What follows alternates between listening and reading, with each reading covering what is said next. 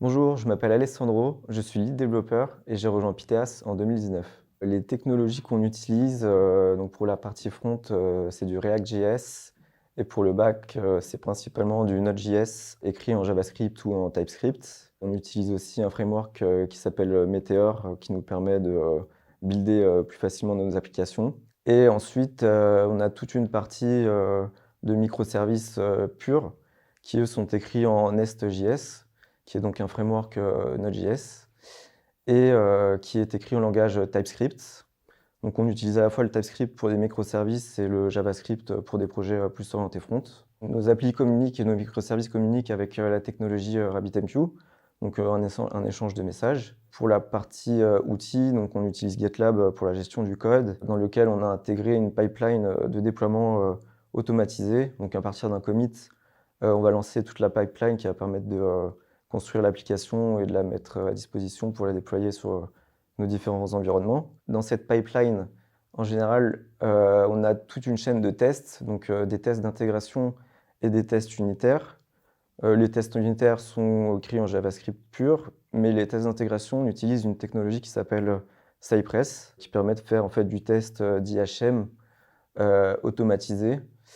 Et c'est assez efficace pour éviter la régression et écrire du code plus proprement et rapidement. Donc je pense que ça rassure aussi dans l'écriture du code quand on peut intégrer ça à notre pipeline. Et ensuite, en termes d'infrastructure, l'infrastructure des applications est gérée en infrastructure as code. Donc on écrit du code pour gérer les infras et qui sont déployés sur des clusters Kubernetes que l'on peut piloter avec une application qui s'appelle Rancher.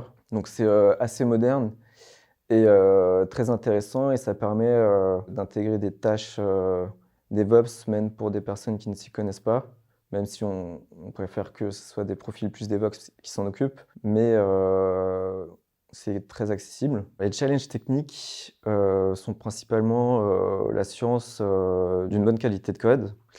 Donc pour ça, on a les tests, donc les tests unitaires et les tests d'intégration, mais aussi des reviews de merge requests que l'on fait par pair. Donc il y a quelqu'un qui regarde une première fois et ensuite une personne approuve et si c'est bon, on la valide. Mais on n'hésite pas à mettre des commentaires, à dire ce qui va pas et à aider chacun à progresser pour que la mise en place des bonnes pratiques soit suivie. Et on a aussi des problématiques de performance, car on a des traitements qui doivent être faits de manière assez optimaux, car on peut traiter des gros volumes de données. Et pour ça, donc, on ne va pas hésiter à évaluer la rapidité d'exécution d'une méthode ou des choses comme ça. Et pourquoi pas, si jamais on se rend compte que la techno est le goulot d'étranglement dans l'optimisation d'une partie du code, on va dire, on va pas hésiter à aller voir ce qui se fait ailleurs et voir s'il n'y a pas une techno qui serait plus à même de répondre à notre besoin et à nos soucis de performance et de qualité. Donc c'est ça qui est assez intéressant, c'est qu'on est très flexible. On va tester des choses, faire des POC, voir si c'est pas mieux de faire avec une autre techno que celle qu'on a utilisée jusqu'à présent.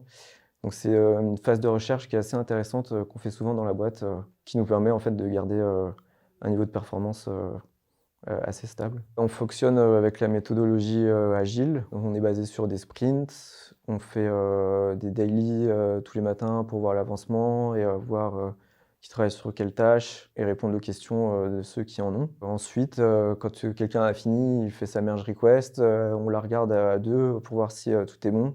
Et si c'est bon, comme j'ai dit au début, avec un commit, on lance notre pipeline qui va déployer l'application et qui ensuite sera disponible sur notre environnement pour être testé par les personnes concernées avant de programmer la mise en prod si tout est validé. Nous ne sommes pas encore actifs sur des projets open source, mais c'est des questions qu'on se pose et donc si l'occasion se présente, on n'hésitera pas à contribuer aux librairies qu'on utilise. Je pense que ça devrait se faire très rapidement. Par exemple, moi je travaille sur une librairie qui est en interaction avec un autre service, mais la librairie n'est pas à jour par rapport à la dernière version du service et il y a des problèmes de compatibilité. Donc moi je vais être contraint de forker la librairie pour la mettre à jour de mon côté, mais si je me rends compte que ça marche, je vais envoyer une pull request, à l'auteur, du projet pour lui proposer ma solution et s'il accepte, pourquoi pas l'intégrer dans une future release, de son projet. Donc on est absolument pas contre, hein. Si on utilise des librairies open source et qu'on peut y contribuer, on le fait. C'est le cadre idéal pour progresser et s'épanouir au travail. Nos managers sont top et très performants. Ils sont toujours à l'écoute et en termes de techno, ils font beaucoup de veilles technologiques, pour voir un peu ce qui se fait ailleurs et pourquoi pas, du coup, tester, les nouvelles technologies et voir comment elles pourraient s'implémenter chez nous. Donc il y a une phase de recherche, en plus de la phase projet qui nous permet en tant que développeur, d'être, assez satisfait et de varier un peu, les sujets. Ensuite, je dirais que l'ambiance est très dynamique, donc c'est plutôt très sympa et ensuite on a aussi, un pôle à Biarritz, au Connecteur et qui est en fait, un pôle où se rassemblent, plusieurs startups et qui est à 10 minutes de la plage. Donc, c'est un cadre assez idéal pour allier, surf et développement. Donc le cadre est propice, à du bon travail, on est serein et on s'y plaît bien ici.